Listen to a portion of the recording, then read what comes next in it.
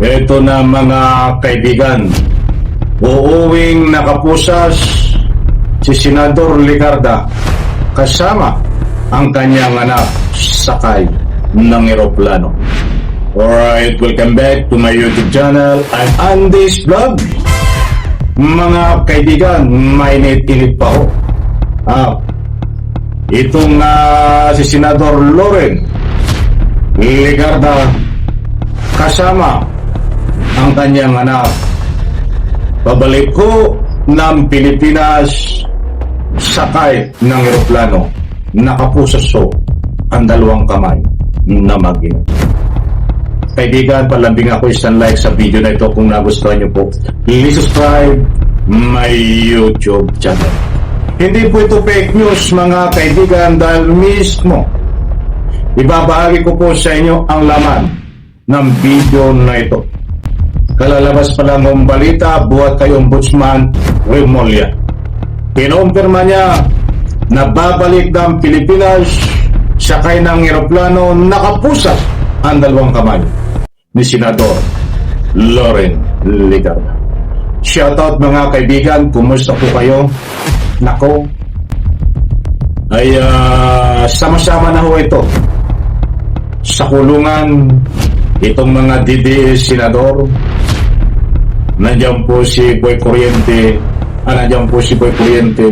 Marco Bita, Mike De Francia, sino bang nandiyan na nakakulong? Jingay Estrada, at marami pang iba. Sino pa ang susunod po dito na dadalhin mo sa kulungan? Hindi naman po lingid sa inyong kaalaman na ito pong si Loren Legarda ay sangkot sa kasong pandarambong plunder case na wala pong piyansa yan.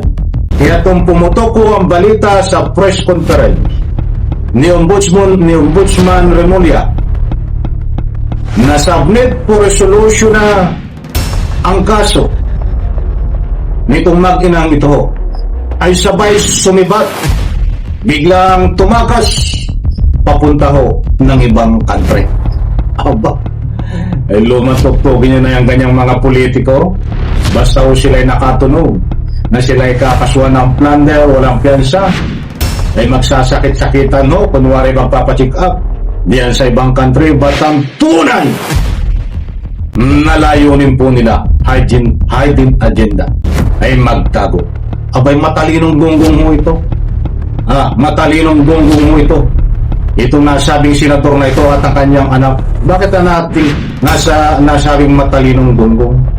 Inunahan ho ang ating pamahalaan na hindi pa sila nakakapaglabas ng whole departure order.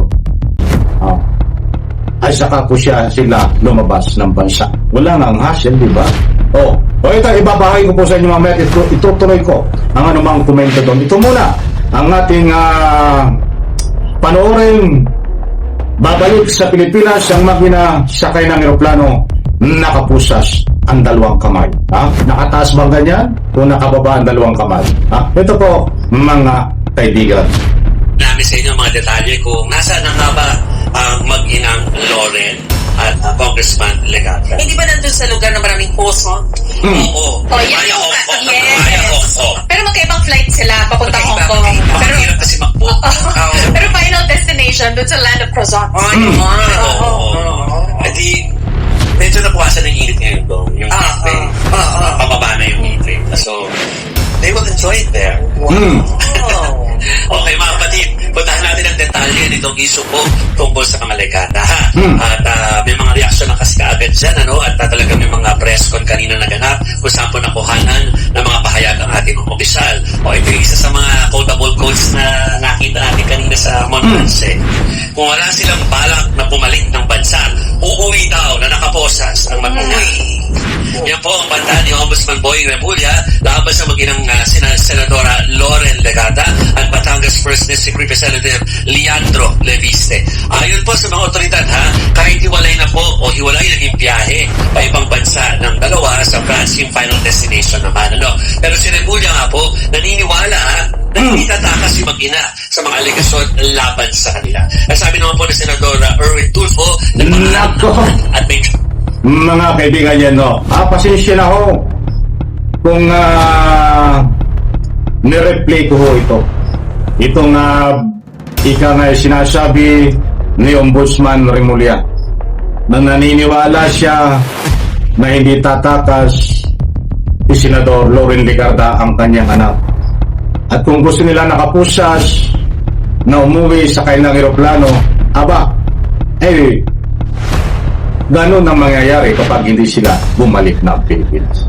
Datapos sa puntong ito ay hindi pa ho sila bumabalik ng Pilipinas. Ay paano ho yan? Ibig sabihin, uuwi sila na nakapusas ang dalawang kamay? Mga kaibigan, ito po, yung pakinggan po natin. Itong kay billing, hindi ganun kadali. Ito. Pero kapag may pera ka talaga, sige, mag-a-upload na lang ako, magpapag-upload. Yan, ina-observe lang naman natin. Sana okay lang ang sana all. Yes, sana. Pero ito po, yung sinasabi namin mga naging pahayag po ni Ombudsman Remulla tungkol po doon sa pag-alis ka ng bansa pala ng mga Legarda, Remiste. Matatakasan talaga nila. I don't think tatakas sila. Bakit? Baka gusto nilang umuwi na nakaposas na hindi sila naman di ba? Pero medical leave naman kasi. Oo, madam. Ayan mga kaibigan, ang sabi nga ni Ombudsman Remulla, baka gusto nilang nakapusas bumalik ng Pilipinas sa kanilang eroplano kapag hindi sila bumalik. Nandun na po ako, nagpaalam ho sila, in fairness naman. Totoo nga kung nagpaalam sila. Si Senador Legarda, nagpaalam ho, medical leave. Matuto na po tayo.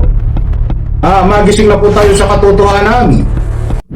Ganyan ho ang mga politikong korap. Pag sila ho ay nakatulog na sila ay sasampahan ng kaso na plunder na walang piyansa, ang gagawin ho, magbi-medical leave. Pupunta na ibang bansa. Kunwari magpapagamot kahit walang sakit. At kapag sila ay sukol na o lalabasan po sila ng arrest warrant, ang gagawin po nila ay hindi ho babalik ng ating bansa. Probe na ho ito. Example, kay Saldico. Ganyan din ho ang ginawa ni Saldico. Nag-medical leave. In-extend ng medical leave. In-extend. Hanggang ngayon ho, hindi mahuli. Nandyan ho sa ibang country at nag-apply pa ata ng political asylum. I don't know, hindi po ako sure ha. Ikulat nyo ako mali. Ang alam ko ho, ay may visa pa rin siya. May ibang visa sa ibang country. Okay, ngayon ho, nasabi po natin tatapos sa puntong ito, end connection. Naniniwala si Ombudsman Remulla na hindi daw po tatakas ayon sa interview noong last week. Ngayon ho, hindi pa bumabalik ng bansa.